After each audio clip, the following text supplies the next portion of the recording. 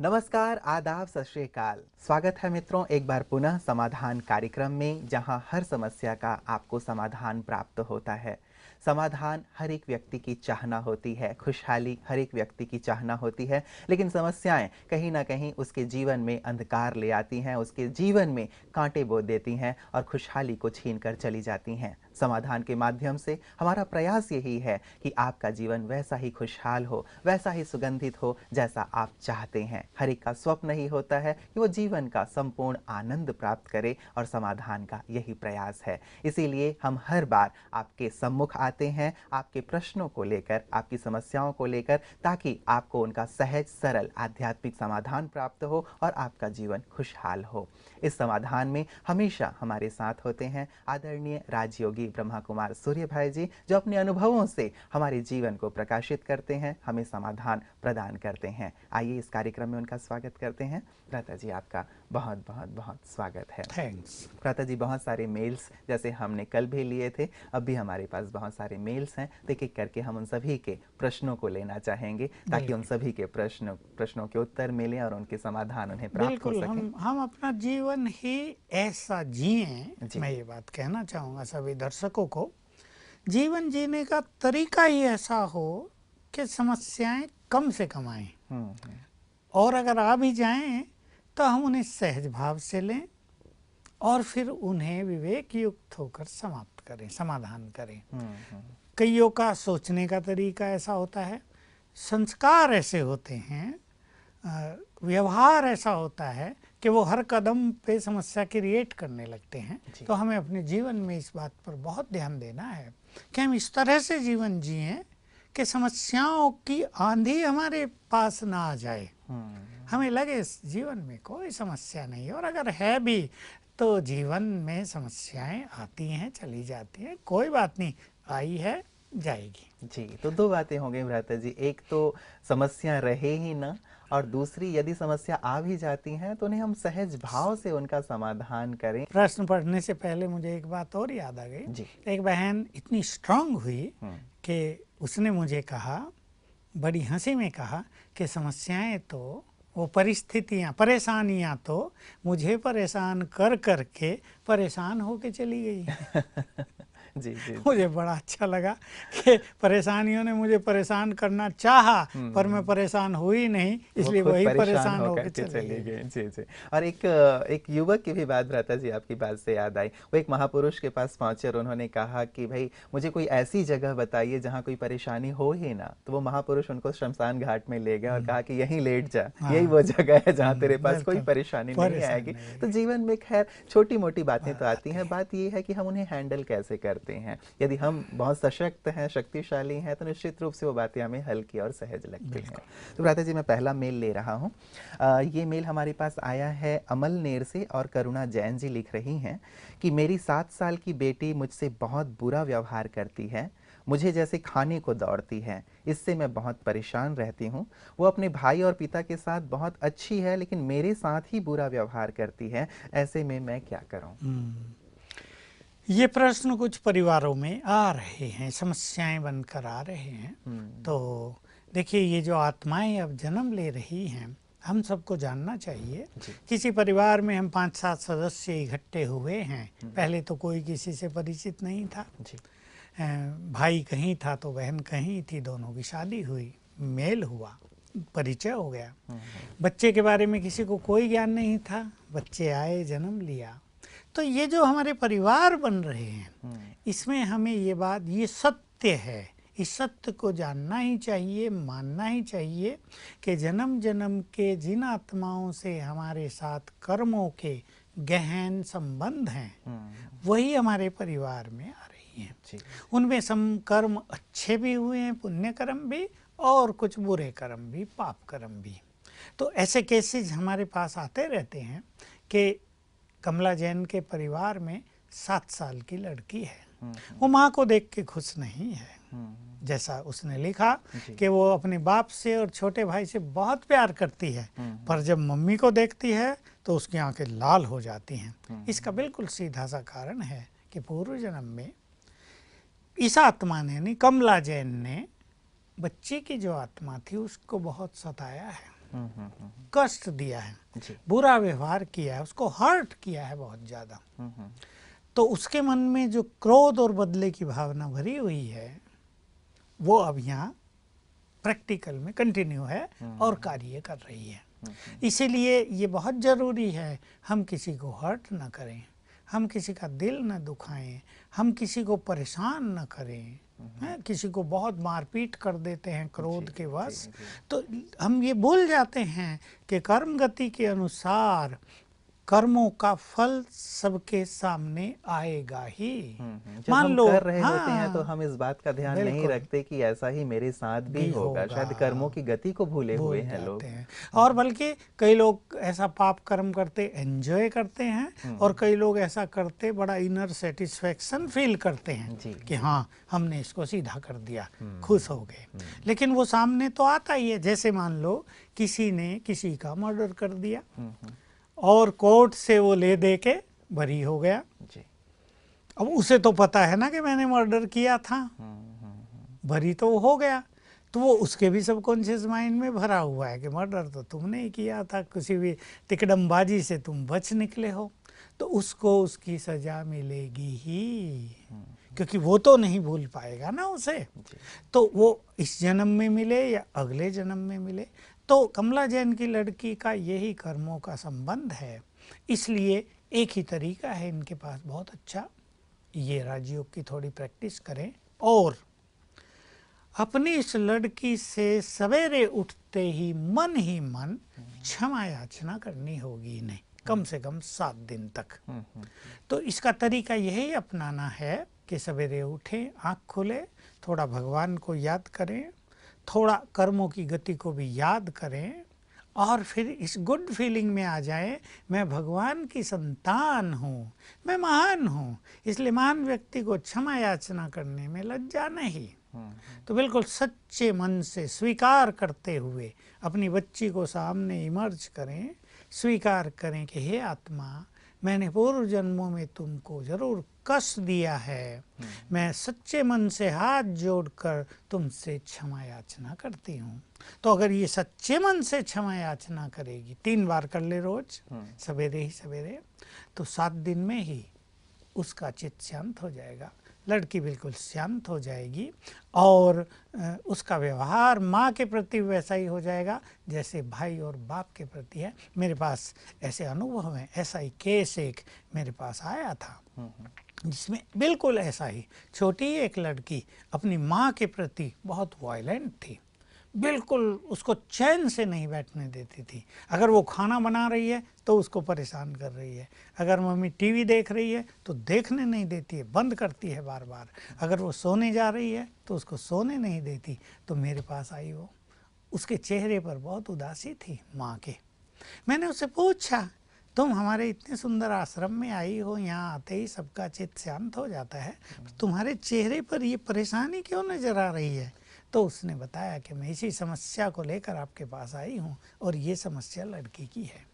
तो जब मैंने उसको क्षमा याचना करनी सिखाई और उसने सच मान लिया कि यही बात है लगता है मुझे, तो इसने जो क्षमा याचना की, 7 दिन में लड़की शांत हो गई, स्वीट हो गई और माँ और बेटी का प्यार जो होना चाहिए वो फिर से प्रारंभ हो गया। जी, तो ये भी अभ्यास प्रारंभ करें तो निश्चित रूप से ये जो कड़वाहट है जो पूर्व जन्मों से शायद चली आ रही है, कड़वाहट दूर होगी और संबंध सरल हो जाएंगे, सहज हो जाएंगे और प्रेम युक्त हो जाएंगे। ये जो आगे बढ़ना चाहिए इसे, कि इस प्रकार से जो नफरत की बात आ गई है, चाहे किसी भी कारण से, जैसे आपने कहा कि पूर्व जन्म की बात है, तो सहज रूप से इसे क्षमा भाव से दूर किया जा बिल्कुल सकता है। सब परिवारों में देखने में आता है ये ऐसे ही केस कि एक व्यक्ति दूसरे को देखना नहीं चाहता, वो कहता भाई मैंने तुम्हारा बिगाड़ा क्या है, मेरी तो कभी लड़ाई नहीं हुई, मैंने तुम्हें कभी बुरा नहीं बोला, कभी अपमान नहीं किया। तो ये पूर्व जन्मों से चले आ रहे कर्मों का इफेक्ट होता है जो सबकॉन्शियस माइंड में तो समाया ही रहता है। मनुष्य बाहरी रूप से कॉन्शियसली भूल जाए, लेकिन सबकॉन्शियसली तो उसकी स्मृति पटल पर वो अंकित है, वो काम करता रहता है। बिल्कुल बिल्कुल। भ्राता जी, मैं अगले प्रश्न की ओर आ रहा हूँ। ये प्रश्न हमारे पास आया है पुणे से। सोनल कुलकर्णी लिख रही हैं कि मैं इंजीनियरिंग की स्टूडेंट हूँ, मैं दिन भर पढ़ती हूँ लेकिन मुझे कुछ याद नहीं होता, कॉलेज में जब प्रोफेसर पढ़ा रहे होते हैं तब भी मैं अपने आप को एकाग्र नहीं कर पाती, तो इससे मुझे बहुत टेंशन रहता है क्योंकि मैं पढ़ तो रही हूँ लेकिन याद नहीं हो रहा है। मुझे क्या करना चाहिए? मिस सोलन को मैं एक बात कहूँगा, बुरी न लगे इनको, बिल्कुल अपने को चेक करें, मन कहाँ भटक रहा है। जी। जरूर मन को कहीं विचलित किया है इन्होंने, तो वो एकाग्र नहीं हो रहा है। तो जब इनके लेक्चरर इनको पढ़ाते हैं वो कुछ और सोचती है, सवेरे से ही उसके मन पर किसी और चीज़ का इफ़ेक्ट है।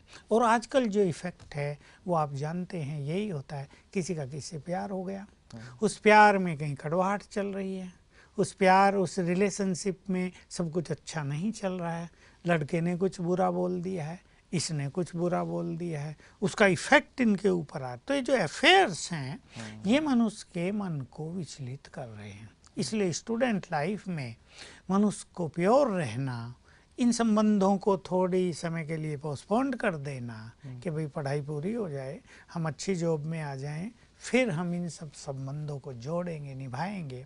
तो ये जो अफेयर्स चलते हैं यही कहीं ना कहीं कारण बनते हैं इन बच्चियों के मन को भटकाने के लिए, और उनको इसका आभास नहीं होता जब वो नाता जोड़ती हैं। वो तो बरबस किसी की ओर खिंची चली जाती हैं, और वहाँ जब उनको धोखा मिलता है, अपनापन नहीं मिलता, जो एक्सपेक्टेशंस वो रखती थी उस पर दूसरा व्यक्ति खरा नहीं उतरता, तो इनका मन बहुत विचलित हो जाता है। तो मुझे पूर्ण विश्वास है कि इस कन्या के साथ भी यही हुआ है। तो ज़रा उस चीज़ से इन्हें अपने को डिटैच करना होगा, क्योंकि अब इनकी एजुकेशन का समय है। अगर ये इस एजुकेशन में सफल न हुई तो प्रेम के फील्ड में भी वो सफल नहीं होंगी, क्योंकि एक चीज़ का इफेक्ट दूसरे पर आता है। हो सकता है फिर माँ बाप इनके जीवन में कोई बंधन डाल दें। तो जिस फील्ड पर मनुष्य कार्य कर रहा है उसे उस समय उसी पर पूरा कंसंट्रेट करना चाहिए। अगर वो काम एक जगह कर रहा है और मन दूसरी जगह भटक रहा है तो उसकी बुद्धि वहाँ स्थिर होगी नहीं। इसलिए इनको इस बात पे ध्यान देना चाहिए। लेकिन मैं एक छोटी सी विधि इनके सामने राजयोग की रख रहा हूँ, जिसके माध्यम से ये दोनों ओर से ठीक हो सकती हैं। उधर से बच जाएंगी और इधर इनकी एकाग्रता बहुत अच्छी हो जाएगी। और वो ये अभ्यास करें कि मैं आत्मा हूँ, आत्मा यहाँ दोनों भ्रकुटियों के बीच रहती है। आत्मा बहुत सूक्ष्म पॉइंट ऑफ एनर्जी है। ये देह हमारा अलग है और मैं आत्मा अलग हूँ। देखिए, देह तो तब भी होता है जब मनुष्य की मृत्यु हो जाती है, लेकिन असली सत्ता, असली चेतन शक्ति आत्मा है जो उससे निकल जाती है। तो यहाँ आत्मा है, मैं हूँ, यहाँ पॉइंट ऑफ एनर्जी हूँ। अपने पर थोड़ा कंसंट्रेट करें। ये 10 सेकंड से प्रारंभ करें, 1 मिनट तक ले चलें, और ऐसा दिन में 5 बार कर लें। सवेरे उठते ही, कॉलेज जाने से पहले ही 2-3 बार कर लें। मैं आत्मा यहाँ बैठी हूँ, चाहे आंख बंद करके करें या खोल कर करें, कोई बात नहीं। आत्मा के स्वरूप को देखें और एक संकल्प दें, मैं आत्मा पीसफुल हूँ, मैं आत्मा प्योर हूँ। बस ये संकल्प, मैं आत्मा पीसफुल हूँ, मैं आत्मा प्योर हूँ, ऐसा 7 बार रिपीट कर लें। आत्मा को विजुअलाइज करें, 7 बार ये संकल्प रिपीट करें, मैं आत्मा पीसफुल हूँ, मैं प्योर हूँ। तो धीरे धीरे दूसरी चीज़ का जो नेगेटिव फोर्स इनके ऊपर आ गया है वो हट जाएगा, और मन एकाग्र होने से बुद्धि पढ़ाई में लगने लगेगी और इनकी समस्या समाप्त हो जाएगी। साथ में मैं ये भी जोड़ दूँ, कभी कभी कुछ स्टूडेंट्स के साथ ऐसा भी हो रहा है कि उनकी समझ में नहीं आता उनका मन भटक क्यों रहा है, क्यों उनकी बुद्धि एकाग्र नहीं हो रही। मैं स्टूडेंट से पूछा करता हूँ कि टीवी कितना घंटा देखते हो? कई बताते हैं बिल्कुल नहीं। इंटरनेट पे का हम खोलते ही नहीं। मोबाइल का हम तो बिल्कुल ज़रूरी चीज काम हो तो बात करते हैं, नहीं तो नहीं। फिर उनकी समझ में नहीं आ रहा उनका मन क्यों भटक गया है। तो इसमें जैसे हम चर्चा करते आ रहे पूर्व जन्मों की और हमारे चारों ओर के निगेटिव वातावरण की, हमारे चारों ओर निगेटिविटी बहुत है, ऐसा समझ लें चारों ओर गंदगी गंदगी फैली हुई है। तो जिस मनुष्य का मन, जिस लड़के और लड़की का मन निगेटिव हो जाए एक बार, तो वो बाहर की निगेटिव एनर्जी को अट्रैक्ट करने लगते हैं। इसलिए भी बहुतों का मन भटकता है। तो इससे बचने के लिए ये अभ्यास जो हमने सिखाया, ये 2 पॉजिटिव थॉट्स बताए, मैं पीसफुल हूँ आत्मा और प्योर हूँ, इससे वो सेफ हो जाएंगे और बहुत जल्दी 2-4 दिन में ही, किसी किसी का तो 1 दिन में ही हो जाता है, किसी का 3 दिन में बुद्धि एकाग्र हो जाएगी और फिर से इनको पढ़ाई के लिए इंटरेस्ट पैदा हो जाएगा, ये अपनी पढ़ाई को एंजॉय करेंगे और समस्या समाप्त। बिल्कुल, तो अपने आप को नेगेटिविटी से थोड़ा बचाएं। यदि कहीं रिलेशनशिप में कहीं ऐसी बात है या अन्य कोई बात है, उससे अपने आप को थोड़ा डिटैच करें, पढ़ाई पे फोकस करें और जो आपने आध्यात्मिक अभ्यास बताया उस अभ्यास को करें तो निश्चित रूप से इनकी एकाग्रता बढ़ती चली जाएगी। प्रता जी, जो अगला मेल हमारे पास आया है, ये आया है दुर्ग छत्तीसगढ़ से। राम नारायण मिश्र जी लिख रहे हैं कि हमारे घर में बहुत अच्छा बिजनेस है, हमारी पड़ोसियों ने हमारे ऊपर शायद जादू टोना कर दिया है ताकि हम डाउन हो जाएं, तो हम इससे कैसे बचें? ये भी एक प्रभाव भ्राता जी समाज में बढ़ता हुआ दिखाई देता है कि लोग एक दूसरे से ईर्ष्या करते हैं तो कुछ जादू टोना के माध्यम से एक दूसरे को डाउन करने की कोशिश करते हैं। बिल्कुल, आजकल तांत्रिक लोग भी पैसे के ऐसे लोभी हो गए हैं। ऐसा हम चर्चा कर रहे थे, धन का लोभ, इच्छाएं, स्वार्थ बहुत बढ़ गया, बदले की भावना। हाँ, तो तांत्रिकों को कोई लेना देना नहीं, कौन परेशान होगा, उन्हें तो पैसा मिला, उनकी तो फीस उन्होंने कहा बस हमें तो 10,000 रुपये दे दो, हम ये कर देते हैं। कहीं कहीं तो वो लालची होते हैं, व्यक्ति आया है बुरी भावना से, कहेंगे 50,000 दे दो, हम तुम्हारा सब काम कर देंगे। उसने तो 50,000 ले लिए और तांत्रिक प्रयोग करा दिया। दूसरा व्यक्ति परेशान हो रहा है, उसके घर में सब कुछ बिगड़ गया है, उसका बिजनेस नष्ट होने लगा है, तो ये सब केस हो रहे। लेकिन तांत्रिकों को मैं बहुत प्यार से एक बात कहूँगा, कर्म की गति के अनुसार इस पाप कर्म का फल इनको भी भुगतना पड़ेगा। मैं ऐसे कई तांत्रिकों को देख चुका हूँ जिनके 2-2 जवान बच्चे मर गए, 1-1 हफ्ते के अंतर से मर गए, बिना कारण के मर गए। बिना कारण माना कोई रोग नहीं हुआ, बस मर गए ऐसे ही। तब उनका जीवन खाली हो गया और कोई नहीं बचा परिवारों में। तो तांत्रिकों को भी, क्योंकि वो भी तो मनुष्य हैं और उनके पास भी विवेक है, अपने सद्विवेक का प्रयोग करके अपनी तंत्र विद्या को, जो वेदों से ही निकली हुई एक पवित्र विद्या है, उसका मिसयूज पाप कर्म में कभी नहीं करना चाहिए।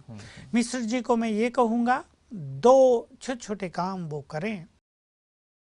एक तो रोज सवेरे, विशेष रूप से सवेरे और सोने से पहले, परिवार के जितने भी सदस्य हैं शांत में बैठेंगे और 108 बार याद करेंगे, मैं भगवान की संतान, मास्टर, सर्वशक्तिवान हूँ। इसमें 15-20 मिनट लगाएं। इससे क्या होगा, जैसे वो गुड फीलिंग वो रिपीट करें, हाँ, अपने मन में थोड़ी फीलिंग सहित रिपीट करें, धीरे से करें। मैं भगवान की संतान, मास्टर, सर्वशक्तिवान हूँ, तो उनके अंग अंग से शक्तियों की किरणें उनके पूरे घर में फैलेंगी। ये काम उन्हें घर में करना है, इससे उनमें भी शक्ति आएगी और घर के वातावरण में भी वो शक्तियाँ फैल जाएंगी और ये तंत्र मंत्र का जो इफेक्ट है वो नष्ट हो जाएगा। मैं सभी के लिए एक बात कह देता हूँ, इसको हम अगले प्रश्नों के उत्तर में भी रिपीट करना चाहेंगे कि तंत्र मंत्र की शक्ति इतनी शक्तिशाली नहीं होती कि वो सब कुछ नष्ट कर दे। कहीं कहीं वो करती भी है, परंतु मनुष्य को अपने मनोबल को डाउन नहीं करना चाहिए। और ये सभी मिश्र जी और उनका परिवार एक दृढ़ संकल्प करे, हम सर्वशक्तिवान के बच्चे हैं, मास्टर सर्वशक्तिमान है, हम इस तंत्र मंत्र से अधिक पावरफुल हैं, इनका प्रभाव हम पे होगा ही नहीं, हमारा बिजनेस बिल्कुल अच्छा चलेगा।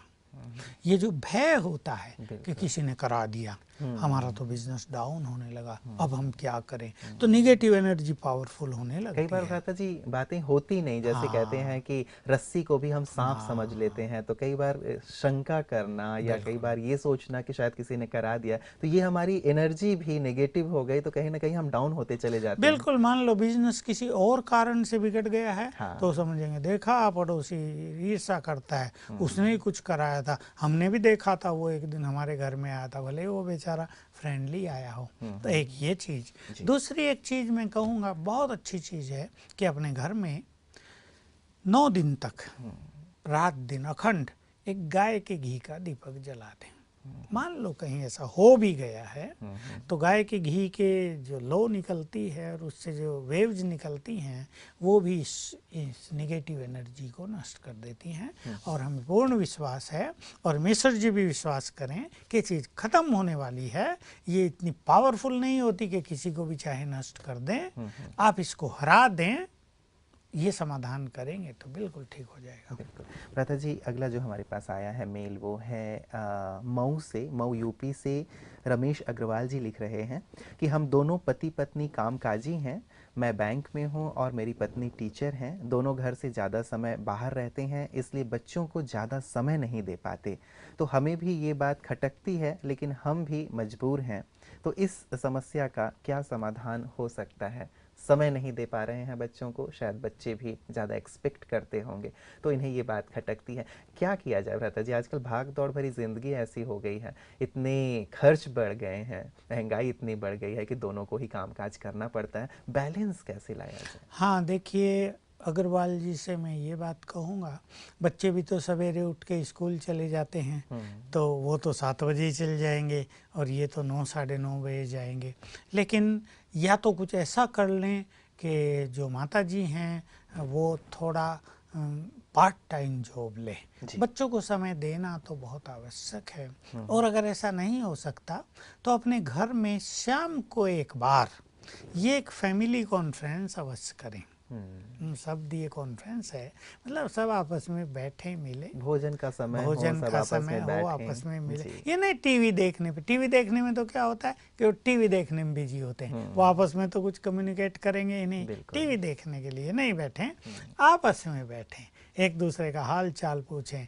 माँ बाप अपने बच्चों की पढ़ाई का, उनकी तबीयत का, उनके फ्रेंड्स का, उनका सब हालचाल एक आधा घंटा ऐसे व्यतीत करें कि बच्चों को ऐसा लगे कि बहुत अच्छा हो गया, बहुत अच्छा हो गया, फैमिली लाइफ की उन्हें फीलिंग होने लगे। नहीं तो क्या होगा, माँ बाप भी आए थके थकाए, बहन जी ने खाना बनाया, बच्चों ने पढ़ाई लिखाई होमवर्क किया, खाए पिए सो गए, तो ये एक ऐसा रूटीन बन जाता है जैसे मुंबई जैसे बड़े शहरों में होता है।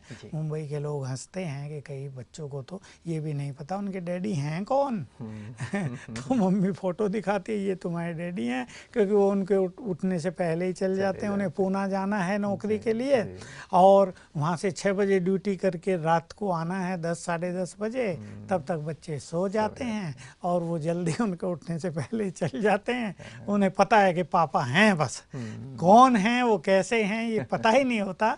तो इससे क्या है, बच्चों के चरित्र पर, उनके भविष्य पर एक बुरा असर पड़ता है। तो दिनचर्या को थोड़ा सेट करना चाहिए और जब छुट्टी हो तो छुट्टी में भी और कुछ काम काज न निकाल के फैमिली लाइफ को एंजॉय करने का एक इन्हें प्रोग्राम बनाना चाहिए। और साल में ऐसे 2 बार अपने बच्चों को कहीं आउटिंग पर भी लेकर जाना चाहिए, एक 3 दिन की 5 दिन की छुट्टी लेकर, और फिर कुछ ऐसा मनोरंजन हो जाए, पिकनिक हो जाए, ताकि बच्चों को एक फैमिलियर फीलिंग हो, उन्हें बिल्कुल न्यारा न्यारापन न लगे। क्योंकि ये वेस्टर्न कल्चर की तरह भारत में भी सब कामकाजी हो गए हैं, सबके जीवन में भाग दौड़। अब उनके माँ बाप के जीवन में अपनी समस्याएं भी होती हैं, वो भी थके हारे हैं, वहाँ की समस्याओं को कोई टेंशन लेके आएंगे, कुछ शरीर में बीमारियां भी होंगी, तो उन सब का भी दबाव उन पे रहता है, तो वो भी बेचारे क्या करें। इसलिए ऐसा कुछ मैनेज करने से जीवन अच्छा हो जाएगा। बिल्कुल, मतलब उनको समय देने का सुंदर तरीका है, साथ में बैठ के भोजन कर सकते हैं, वीकेंड में कहीं घूमने के लिए जा सकते हैं, या वर्ष में जैसे आपने कहा कहीं और बाहर घूमने का प्रोग्राम बनाया जा सकता है। तो आपस में कम्युनिकेशन होता रहेगा तो बहुत अच्छा रहेगा कि ये समस्या पैदा ही नहीं होगी। भ्राता जी, मैं अगला प्रश्न लेने जा रहा हूँ। ये प्रश्न हमारे पास मैसूर से आया है। शीला जी लिखती हैं कि उनका जो बेटा है वो मानसिक रूप से उतना विकसित नहीं है, इसलिए पढ़ाई में जैसे दूसरे बच्चे अच्छे हैं वैसा वो परफॉर्म नहीं कर पाता है। उसे मैं कैसे हैंडल करूं और उसका भविष्य कैसा हो, उसके बारे में ये थोड़ी चिंतित हैं। उसके लिए क्या किया जा सकता है? ये प्रश्न भी, ये समस्या भी कई परिवारों में है कि अगर 4 बच्चे हैं, 2 बहुत इंटेलिजेंट हैं, तो एक ऐसा भी निकलता है जिसको थोड़ी कम बुद्धि है जी। तो मैं इस बहन को कहूँगा कि ये थोड़ा सा राजयोग सीखें और थोड़ा सा समय दें उस बच्चे के लिए।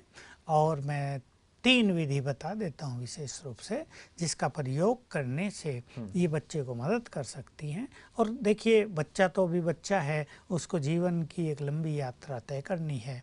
बात केवल उसकी एजुकेशन की नहीं है, उसकी शादी होगी, वो अपना कुछ काम धंधा करेगा, उसको जीवन चलाना है, तो उसकी बुद्धि का विकास तो अच्छी तरह से होना ही चाहिए। तो बच्चे को एक चीज़ कराएंगी माता जी, छोटे बच्चे से ही ये बात माताओं को करा देनी चाहिए। तो जैसे ही उन्हें उठाएं, उन्हें कहें कि 3 बार बोलो, मैं बुद्धिमान हूँ, मैं बुद्धिमान हूँ। भले ही बच्चा आँख मलते हुए बोले, पर धीरे धीरे ऐसा कर दें कि बिल्कुल बच्चा विद कॉन्फिडेंस, बहुत अच्छी खुशी के साथ ये बोलने लगे कि मैं बुद्धिमान हूँ। बिल्कुल हाथ भी ऐसे करे, भले हाथ मुंह धो ले, मैं बुद्धिमान हूँ। तो उस सवेरे के टाइम क्या होता है, जब बच्चे उठे तो उनका सबकॉन्शियस माइंड एक्टिव है। तो जैसे उन्होंने संकल्प खुशी से किया, मैं बुद्धिमान हूँ, सबकॉन्शियस माइंड ने इसे स्वीकार किया और सबकॉन्शियस माइंड उनकी बुद्धि के ब्लॉकेज को खोलने लगेगा। तो ये काम सोने से पहले भी करा दें 3 बार और जगते हुए भी करा दें 3 बार। इसमें बहुत फायदा होगा, धीरे धीरे बच्चे की बुद्धि का विकास होने लगेगा। एक दूसरा तरीका है, देखिए राजयोग इसके लिए अवश्य सीखना पड़ेगा कि ये अपने बच्चे को जब पानी पिलाएं, दूध पिलाएं, भोजन खिलाएं, ये तीनों चीज़ें मैं जोड़ के एक ही रूप में बता रहा हूँ। तो भोजन को दृष्टि देकर, पानी को दृष्टि देकर, देखते हुए, दूध को दृष्टि देकर 7 बार संकल्प करें, मैं परम पवित्र आत्मा हूँ। और फिर ये संकल्प कर दें, इस पानी को पीने से, इस दूध को पीने से इस बच्चे की बुद्धि का विकास हो। बिल्कुल। तो दूध पानी में ये वाइब्रेशन समा जाएंगे और वो वही काम करेंगे जो आपने संकल्प कर दिया। एक प्रकार से बच्चे दवा की का कार्य ये करेंगे, बहुत उस बड़ी बच्चे के दवा हो लिए। जाएगी, बेस्ट मेडिसिन हो जाएगी। तीसरे एक चीज़ मैं और सिखाऊंगा, देखिए ये बहुत ही अच्छी थेरेपी है। हमें उस माता को, उस बच्चे को के ब्रेन को हाथों से एनर्जी देनी है। अब उसका तरीका ये है, मैं भी करता हूँ, आप भी मेरे साथ करें और हमारे दर्शकगण सीख लेंगे। हाथ मलेंगे ऐसे और 3 बार संकल्प करेंगे, मैं परम पवित्र आत्मा हूँ, मैं परम पवित्र आत्मा हूँ, मैं परम पवित्र आत्मा हूँ। अब देखिए, आप अपने हाथ को ऐसे छोड़ दो लूज और देखो, फील करो एनर्जी, अट्रैक्शन, ये एनर्जी आ गई हाथों में। बिल्कुल, जैसे जो एक दूसरे संकल्प, को हाँ, खींच रहे हैं। जी। तो जो संकल्प हमने किया था ना, मैं परम पवित्र आत्मा हूँ, वो पवित्र एनर्जी हाथों से निकलने लगी। अब इस माता को चाहिए ये दोनों हाथ बच्चे के सिर पर रख दे, आंखें बंद कर ले बच्चे और 1 मिनट तक रखे जी। ये प्योर एनर्जी ब्रेन को जाएगी और संकल्प करे ये एनर्जी इसके ब्रेन का विकास करे। 1 मिनट ऐसा 5 बार कर दे, यानी 5 मिनट सवेरे एनर्जी दे ब्रेन को, 5 मिनट रात को दे दे। तो ब्रेन को प्योर एनर्जी जाने से ब्रेन के कई ब्लॉकेज खुल जाएंगे और ब्रेन का विकास हो जाएगा। तो ये 3 विधि अपनाएंगे तो निश्चित रूप से बच्चे एक बहुत बड़ी समस्या है और बहुत सुंदर और सरल समाधान राधा जी ने आपने बताया कि एक तो सुबह उठते ही मैं बहुत बुद्धिमान हूँ, 3 बार बोले, रात को सोते समय भी बोले, और जब भी माता जी दूध, पानी या जो भी चीज़ें लिक्विड फॉर्म में पिलाती हैं तो मैं परम पवित्र आत्मा हूँ, इस संकल्प के साथ दृष्टि देते हुए उसे पिलाएं। और साथ ही जो अभी आपने कहा कि बहुत सुंदर अपने हाथों को मलते हुए ब्रेन को एनर्जी दें, बहुत सुंदर इससे रिजल्ट हो सकता है। ऐसा भी मुझे महसूस हो रहा है, जैसे हाथ से जैसे ऊर्जा निकलते हुए महसूस हो रही है। राधा जी, आज आपने जो भी समाधान दिए हमारे दर्शकों को, निश्चित रूप से दर्शक इससे लाभान्वित होंगे। आपका बहुत बहुत धन्यवाद। दर्शकों, आपने जो आज के प्रश्न सुने, आज जो समस्याएं सुनी, संभव है कि आपके जीवन में या आपके आसपास भी इस प्रकार की समस्या को लिए हुए लोग हों। आप ये सुझाव उन्हें भी दे सकते हैं और उन्हें ये एक्सपेरिमेंट करने को कह सकते हैं कि ये आध्यात्मिक जो टिप्स हैं, आध्यात्मिक जो रहस्य है, आध्यात्मिक जो साधना है, इससे भी हमारे जीवन में बहुत सुंदर समस्याओं का समाधान प्राप्त हमें हो सकता है। आइए हम इन्हें भी यूज़ करें और अपने जीवन को खुशहाल बनाएं, समस्याओं से मुक्त बनाएं। समाधान में। आज के लिए इतना ही, दीजिए इजाजत, नमस्कार।